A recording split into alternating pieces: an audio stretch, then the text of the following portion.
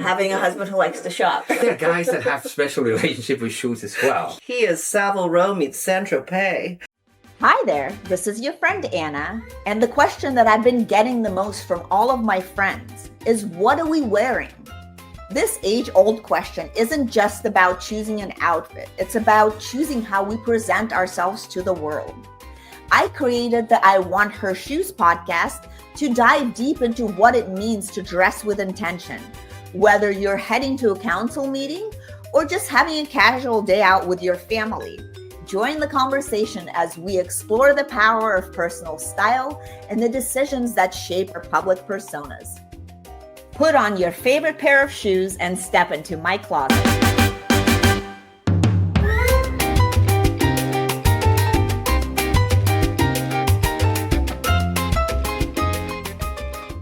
Welcome back to the I Want Her Shoes podcast, where we explore ambition, creativity, reinvention, and the people building lives with intention. I'm your host, Anna Anisin, and today's episode is a little different because today I'm welcoming not one guest, but two. Yay. And together they built something that's become one of Miami's most extraordinary cultural destinations. And when people think about hospitality, they often think about restaurants, hotels, beautiful interiors, great food. But today's guests remind us that most memorable places aren't built with furniture. They're built with a feeling, with culture, with community, with the people in those places, right? And the More Miami opened just a couple years ago, 2024. Yeah.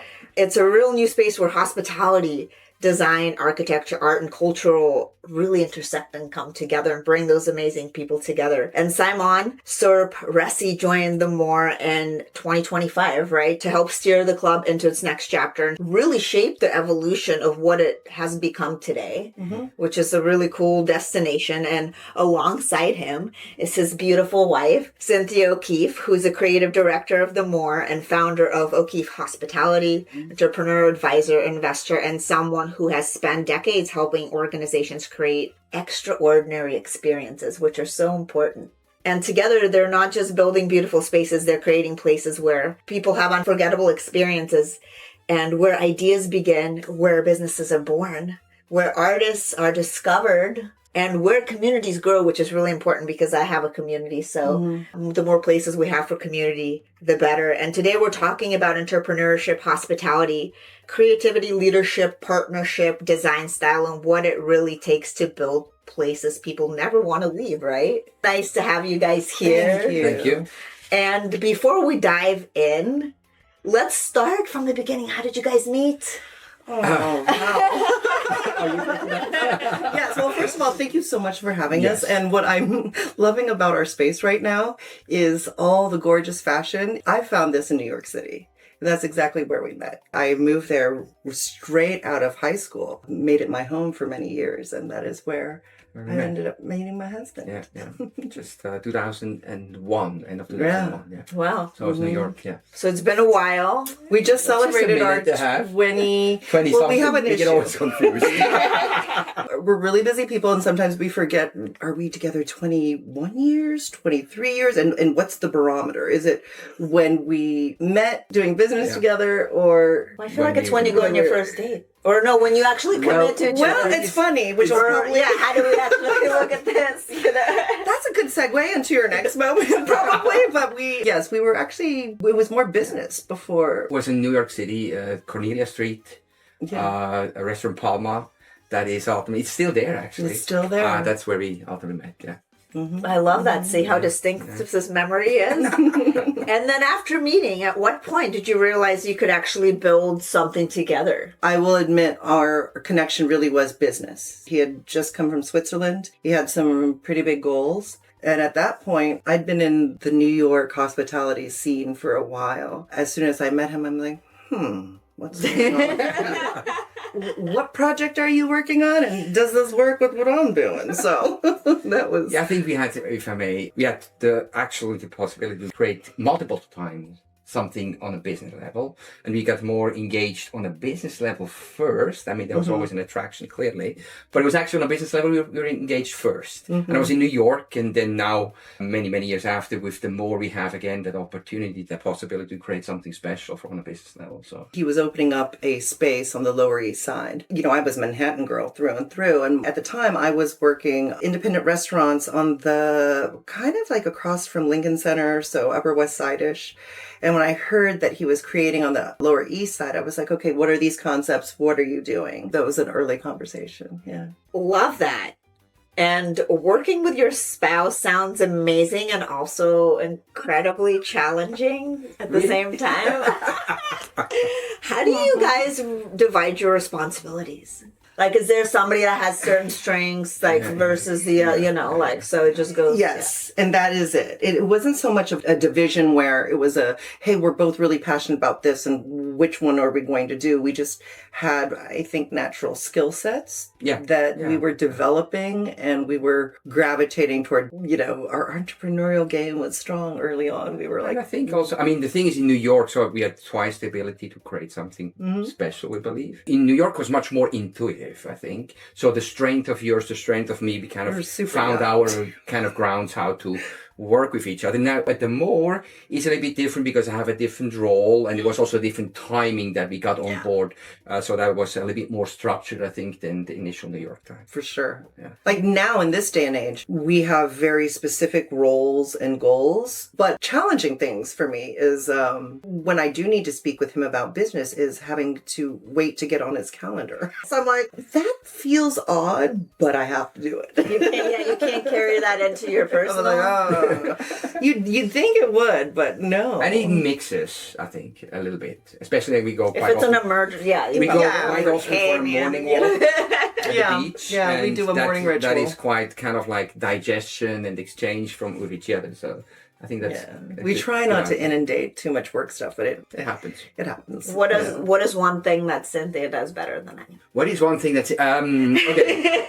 She's the absolute total package from an intelligence, but also a very emotionally intelligent person. Has extremely the finger on the pulse of what the zeitgeist is, and is able to convert that into the business. I think that's a very kind of a superpower of yours. That's awesome. Yeah. That's a great answer. And I was going to ask you about his superpower as well. So he can fall asleep easily. I'm so envious of that. But wait. Confirmed. Totally. But no, I said that off the cuff, but that is actually a byproduct of his actual superpower, which is I have never in my life met anyone who can compartmentalize so beautifully. And I cannot do that. It is very challenging for me to separate where this... I'm learning. Yeah. I feel like you have to do it. I mean, no. Some days are better than others. And his ability to compartmentalize allows him really to excel in different areas. I respect it. And he can fall asleep or leave. Thank you. Thank you. Because you could turn off all of those things. They're like, okay, I'm out for a second. It's phenomenal, babe. Yeah. Truly. And what is one thing that absolutely drives you crazy about the other one? About the other one? Yes. Do you want to go first? Mm-hmm. Yes, I do. He's like, I have a long list, by the way. I think it's also the thing that I love about him. It's his steadfastness. You have this unshakable quality. Okay. Well, that can be great in some circumstances. Others, frustrating as well. It's not the first time that I hear that, by the way. And I'm working on it. Okay. But do you need to? You might not be the problem, just so we're clear. I mean, I got that part, but yeah. Okay, my turn. Yeah. Well, actually, it's a little bit similar. I actually enjoy that the input that you give, but occasionally drives me crazy. My attention span is super short. I'm moving very fast. And if there's something that you want to go more into depth and explain, I'm like, okay, let's go. She's like, wait. And she's like, no, I made some solid research. You're going to listen to that. And she's absolutely right. It is my impatience that occasionally captures me. So. Well, at least you're honest about that. Yeah. Let's talk a little bit about the More, because it feels very different from, other places in Miami. It's not just the restaurant. It's not like just a members club. It's not just an art space. How would you describe what you've created? What feeling should people have after that you want them to have when they go to the More? The uniqueness, as you perfectly said, it's a whole ecosystem. Yeah. It's an ecosystem with different businesses under the same roof. As you said, there's Massimo Bottura, the restaurant, one of the most celebrated chefs. We have obviously the member clubs, which is really the core of it. But then we have a podcast studio as well, by the way, just putting it out there. we have a hotel as well. We have executive offices that we are the landlords and so forth. So that whole ecosystem feeds off each other and cross-pollinates. And I think that is a very unique combination that I have not seen anywhere in the capacity, in the size of the 100,000 square foot that we have. And in terms of feeling, our members, we're very lucky that here in Miami, we get this great cross-section of these incredible individuals. But with that, we're aware that everyone has a choice. They can go anywhere. If you're asking me, what do I want our members to feel like when they leave an evening at the More? I want them to say, now that was a good night.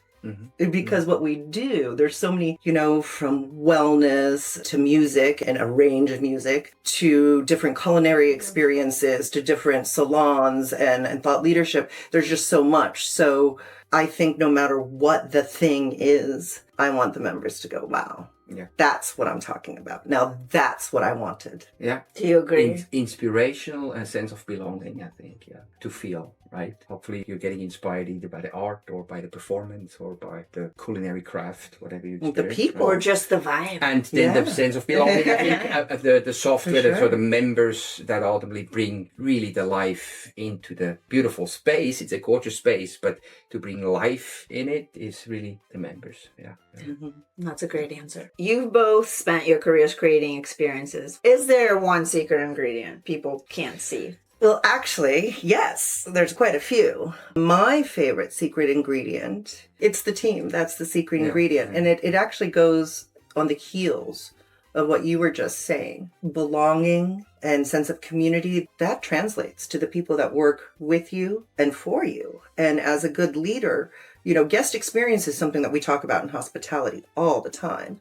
But I think that throughout our career, we've started to see that it's also, we're stewarding careers. And we've been around for a while. So that's important, is the people who work with us, it's their work experience just as much as the guest experience. That, I think, is vital to any place.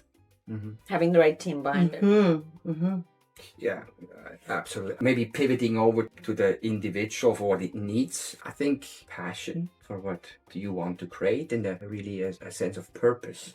What you want to create, and if you full-heartedly believe that and you have a passion for it, I think a good starting ground to become successful. Is it a guarantee? Absolutely not, but it's a good start. Yeah, that's a great answer.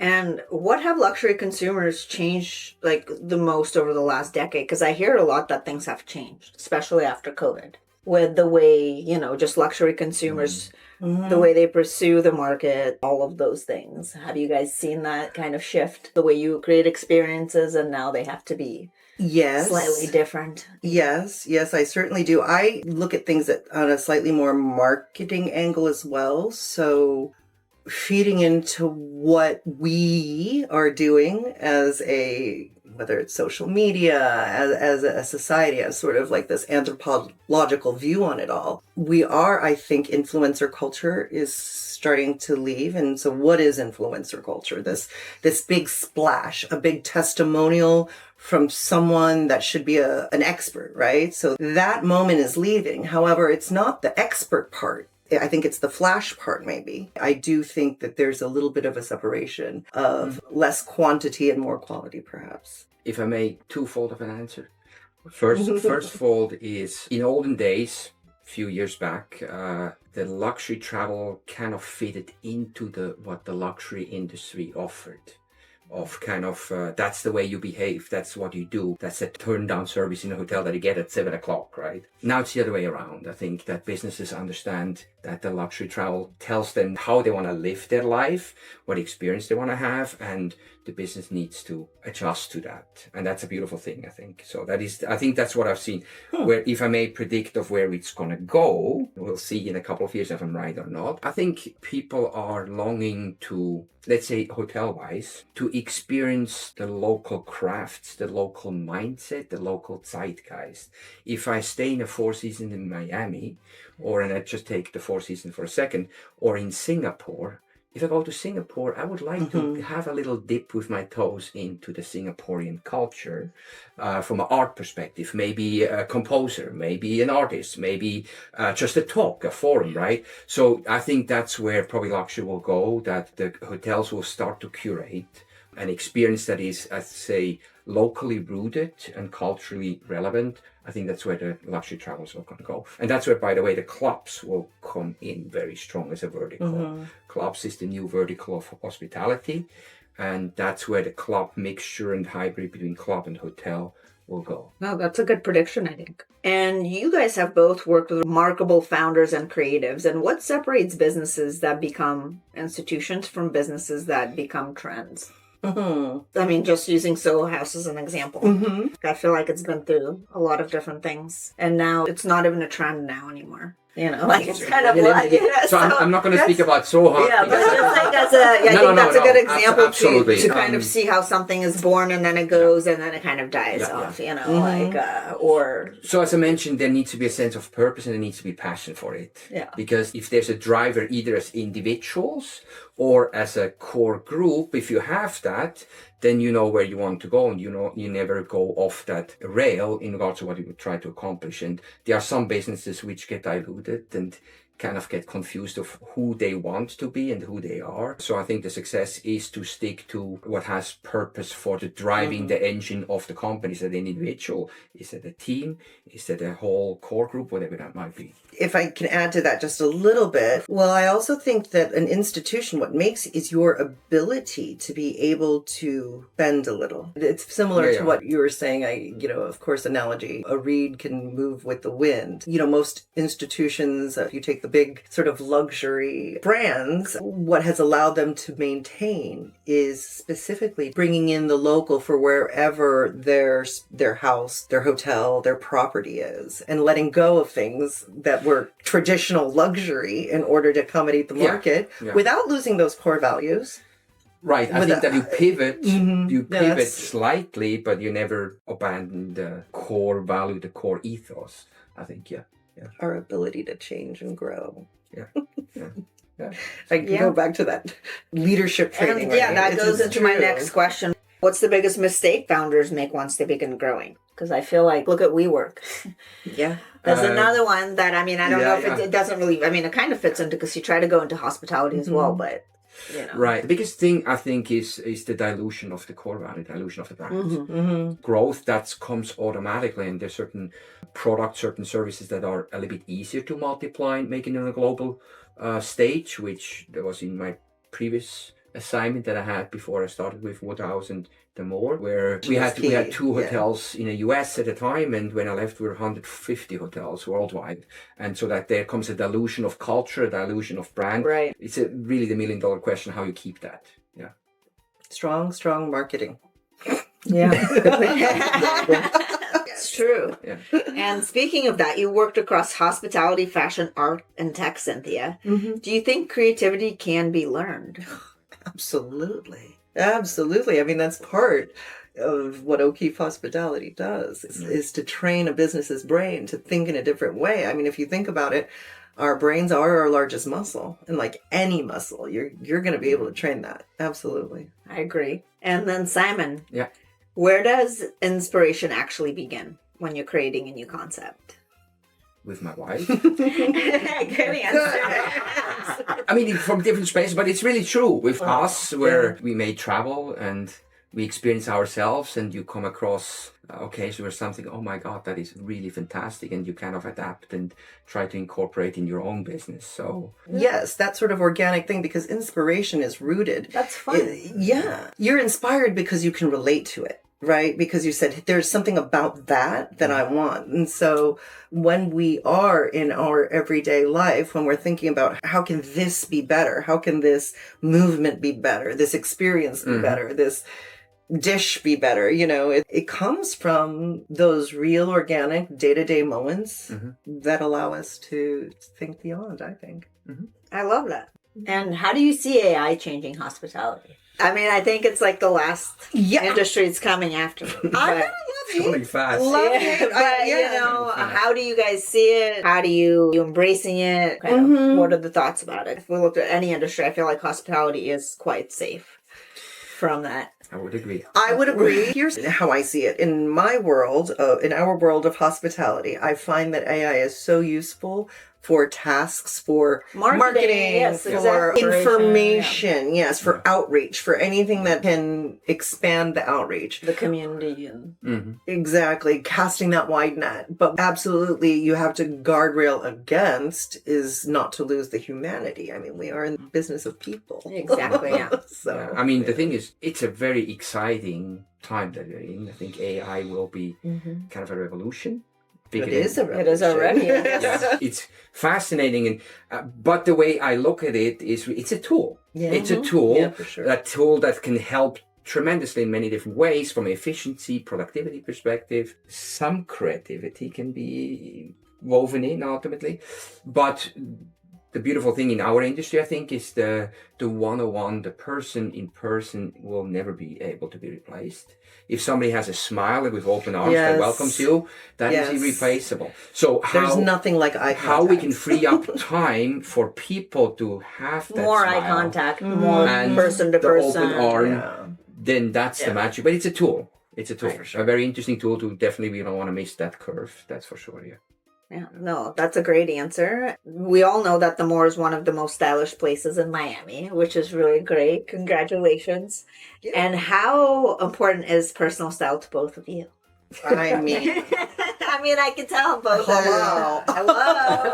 First of all, regarding the Moore, I agree, and that we cannot take credit for that. We are stewarding and inheriting some beautiful ideas and beautiful work. Our designers, I Crave and Studio Collective, that are in our interiors and our hotel spaces were just phenomenal. But personal style, I would like to believe that we are affected by place. Place is extremely important to me. I think personal style, what it means to me, especially as a woman and as I have progressed in my life, it is very different. I think when I was younger, just like you, I loved Sex and the City. I was inspired by the supermodels of the 90s. I had guest ads all over my, NYU dorm, all of that, right? Like I wanted that. That was then. Now, because that influenced me, I want you to see me coming. That's what I feel about personal style. It is my way of saying, this is what you got coming at you. So prepare. Love that. What about you? Yeah, absolutely. 100%. Never a second chance for a first impression. What you look, if you see somebody comes, is how it dries. So that's kind of number one. Number two is, I know ladies, you have a very special relationship with your shoes. But there are guys that have special relationship with shoes as well. You walk different in good shoes. Yes. Right. So, and you could tell they're good shoes too versus not good shoes. Absolutely. Let's face it. He has a thing about the sole. One of my mentors always said, forget about what the guys wear in clothes. Look at their shoes because they're going to wear them. So if you wear good shoes, that's important for them. A suit you can wear quite a long time, many years. Shoes, no, generally speaking. But anyway. I find it fascinating. He refuses to have a rubber sole. Oh, no. He has not even never. No. Let me tell you something. Our shoe budget, you would think it's me. Because there's a shoe budget, guys. He runs miles in the Moore. Remember, it's 100,000 square feet, and we got stairs. So you really wear your shoes. He's wearing those shoes. And I think obviously people dress differently when they go into beautiful spaces. They want to dress up more. They want to wear their best pair of shoes and their best dresses and things like that, which is really cool. Mm-hmm. And how would you guys describe each other's style? personal style? Oh, he is Savile Row meets Saint-Tropez. Because he is. I love the pink and the gray. It's good. I love his style. I will say that there's always a twist to the classic. That sort of theme permeates through many of his projects and his dress as well. Thank you. Not going to be careful what I say. How would I describe your style? Confident, Thank you. playful, and I think influential as well. Yes. Yeah. I tend to agree. Thank you. I love you guys. You're so cute. You've also helped shape Miami's cultural scene as well. Oh. So where do you think the city is heading next in the next decade? I mean, I've been here for a decade and you can't even recognize the city. So where are we going next, guys? I mean, look at all the luxury things they're putting around this neighborhood. And Right now, where we are a little bit on a crossroad, but I think within the next couple of years, it's going to be definitely a luxury destination. If you look, let's just say, to the beach for a second, right? The Naman is coming in, the Rosewood is coming in, the Auberge is coming in. Delano just reopened as an even more elevated, luxurious experience than it was before. So yeah, it's going to be a luxury destination. And I think some of the industry is hurt because of that. That quick, relatively inexpensive getaway for a lot of New Yorkers or Northeasterns. That is just it's not cheap possible. anymore, guys. No, Sorry. absolutely It's Yeah. really... More expensive than New York. Yeah, I mean, it's crazy to think about that. No, because I moved here from the Bay Area because it was cheap, Yeah. you know? Yeah. And now everybody's like, it's really expensive over there. And I'm like, well, I didn't come here when it was. It was really cheap. We moved here in 2016, but I have been coming here. I was a New Yorker, so I started coming to Miami in 93. My first time was 1999. That was the first time I came. 93 and 95. And then around 98, I stopped coming. But the reason I bring that up is because when you say, where is Miami going? You're saying that it's going to be a luxury destination. Yeah. I have always looked at Miami as a destination that understands luxury.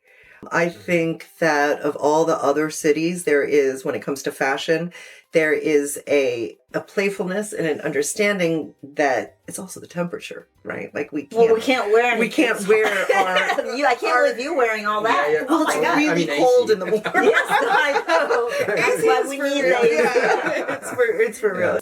My point is that for me, I've always looked at Miami as a luxury destination. I think that we're moving into things that are going to be very specific because with the influx of all the different, was Western Europe and now Latin America, we now exactly have a lot more domestic New Yorkers coming in. Boston. Chicago, But you used to have little pockets. If you're, let's say, on a budget, you were still able to kind of find a small hotel with just a small, tiny, pretty good prices. And that's over. Or if you go for dinner, it's going to cost you the double price. Well, we have Miami Spice now, right? But Spice. that's why they do that. But yeah, otherwise it's, you don't go out, because I used to go out almost every day. Now you don't do that. It's not like New York, where I feel like New York has a lot more options. You can just go like mom and pop or get a sandwich. There's not as many places to do that. The only thing that I would add on is as well, what is over the 10 years that we actually kind of all of us moved to Miami. I mean, it becomes really more of a metropolitan city. Yes. With all the beauty, the variety, the different colors and everything else, and some negativity, maybe like the traffic or something like that. But it becomes really more of a metropolitan city. Yeah, and I love the diversity. I mean, maybe it's because it's our new home, but I think the design district is a perfect microcosm of what the macro will become. The design district has a very specific voice with the tutelage of Craig and his team. It's not just the fashion, it's that holistic sense of elevating our fashion lifestyle. It reminds me of Rodeo Drive. Yes. Yeah, absolutely. No, I think it's really exciting to be here, and to see it change like this and evolve. I feel like evolution is what I see. And the whole world is looking to Miami. Yeah. I mean, there's a couple of key points all over the globe, and it used to be Dubai, and now it's Miami. Now it's changed. Everybody from Dubai came here. I know that's yes. And all right, well, let's hear the shoe story. These are so fabulous. And they're so high too. Like this was right around when we came onto the Moor. Yeah. And I had an event, and I remember being, I don't want to buy a new dress. And so I had like a dress that I'd worn all the time. So I decided I Gonna buy do new need a pair of shoes. good shoes. You just need them. right. One of those Miami sweltering. And these are the red days. bottoms, Louboutins, and Yeah. they have like beautiful fabric, kind of almost Yes. Hermes scarf like. These are silk scarves that are little scarves holding them go around to for my your ankle ankles. scars. Yeah, But I've been scarves. calling these my panel shoes, and here's why. And you got to be very careful here too because there's fabric here. and Yes, everything. Oh my God. yes. But these are the perpetual red bottoms Mhm. because I was wearing, the ones that I'm wearing actually now are the ones that I changed into because I can't handle these anymore. But the bottom, I was finding that when I would do public speaking or whatever, I'd be up on a podium and they'd see the scuffed bottoms. So I was like, no, we're getting these. We're getting the and I didn't know it was a thing. Yes, you can get it. Yeah, I heard about it in Madrid for the first time and I was like, I get it right away because you don't have to worry about Yeah, it. no, exactly. It's not It's like gel for your Louboutins. Yes, Does that make exactly. sense to you? No. Never. What about your shoes? Do you have a favorite? I mean, you don't have to take me Yeah. more. I mean, the leather sole is a must. Is there like a designer that you like to go to? No, I mean, it depends. I need to try them on. So yeah, you need to try them on, and do you like fix them a bunch of times, or how many wears? Usually you get the rid of it? resoling takes place, unfortunately, because I've walked around Yeah. a lot, He likes and a it's lot. kind of just my personality. He's the whole part, partial to a wingtip Yeah. and a good Yeah. oxblood and a good ombre moment. Yeah. It's very cool. There you I go. had to do shoe speak for her. I know for those people For those that of you don't that would know. understand, you know what I mean. All right, let's do this or that. Okay. New York or Miami? I'm gonna say New York. I'm Okay. a 917 through and through, baby. Okay. New York. Yeah. Miami. Big heart for New York, but Miami it is. You're now. East 305. Yeah. Collector or minimalist? Oh, collect. Minimalist. See how different you guys are? Hosting or attending? Hosting. Hosting, definitely. Yeah. Morning coffee or late night martini? Okay, so here's my problem with that one. Uh-oh. Do they have to be mutually exclusive? No, I don't you sleep. can have both. Oh, Yes, you oh, can yeah. have a morning coffee and And- I'm a morning late night. person, but that could be, I'm a 3 a.m. martini girl, but I'm always a 6 a.m. coffee girl. me too. It is. Yes. Gotta do I'm it. not a morning person, No. but I go for the morning coffee, although I change to tea. So it's morning. Yeah. tea. Love it. Mhm. Historic building or new construction? Historic building. Same here. I agree. Yeah. Architecture or art? Art. Architecture. Restaurant or dinner party at home? Most of our restaurants are our home to a Kind of, degree. yeah. So I'm going to go with restaurant. Yeah. Restaurant as well, yes. Yeah. We're very private. Black tie or barefoot? Black tie. Yes, I'll go. I'm gonna plead the one that take both. It needs to be both. Yes, black tie and barefoot. Business first or creativity first? You're going to be surprised. Business first. Oh wow, okay. And here's why. If you shut down my creativity, then I'm done. And it's like, no. And the Oh business my is what? Give me my parameters up Yeah. front. So I know. I think creativity for me. Wow. Yeah. Love how different they are. I'm learning things. Classic luxury or quiet luxury? Ugh, I don't like quiet. Classic luxury. It's a tough one. I'm probably tending more to the quiet luxury. Yeah. Okay. Heels or sneakers? Well, I know you can't say heels. Yeah. Heels for you. I know that. Mm-hmm. And no sneakers for you. No I mean, sneakers. I Well, wear he's sneakers. an athlete, If so it- there if is an it's a So you sneaker do have moment. sneakers. Yeah. I do have sneakers, Okay. but yeah. Vintage or contemporary? See, now are we talking fashion or art? I have two very different schools of thought. This is a whole nother conversation. Let's say fashion. Vintage. Vintage. Yeah, agreed. Big party or intimate dinner? Intimate dinner. Both, but I think I'm better with intimate dinner. Like that. Building businesses or building community? That's a hard one, both. Really? Because to me, it's community. Yeah. The business Comes after. Yeah. comes after. Comes It's after the the community. yeah. Legacy or lifestyle? I want my legacy to be she had a great lifestyle. Yeah, girl, I love that.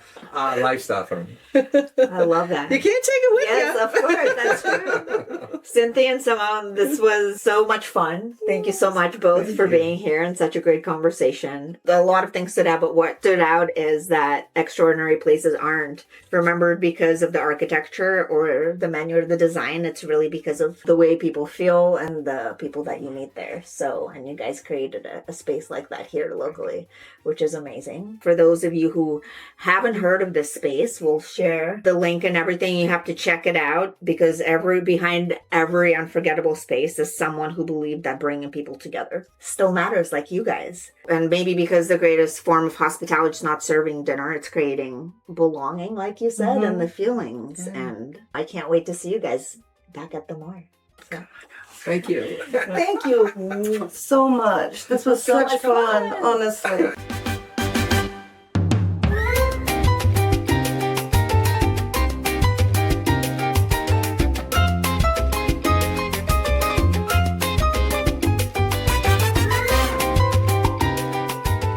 So Thank great. you. Mwah. Mwah. Into the Manolo. I'm sorry, baby. And now, cool. what we're gonna do is you're gonna pick a pair of shoes that represents you the best here. I know you can't do that. No, We don't can't have. do that. You You can. can, maybe It's you can. inspirational. Just, Yeah. It's not. You didn't say we're wearing them. We're just saying they Yes, represented like they us. represent There you, you and then go. I'm gonna take a Polaroid, and I want to take one of No. you guys together. No, you pick. You pick.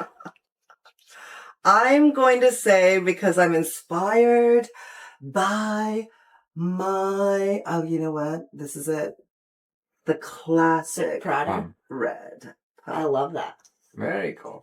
I love that. Very. You classic. like those? Yeah. Or out of all of them. All of Yeah. them? And pick another one. What about those ones that are at bottoms up there? There you. With a little plateau. Because, no offense, Boo, but you're not, you are a little bit, we're both On the short vertically side. challenged. You go together well. because, Yay, you know. babe. All right, so hold this, Yeah. and I will take a two. So two photos, one for photos. us, and one for you guys. Why? I love the Polaroid. I thing. love Of Polaroid. course, because then you have a memory. Hold on.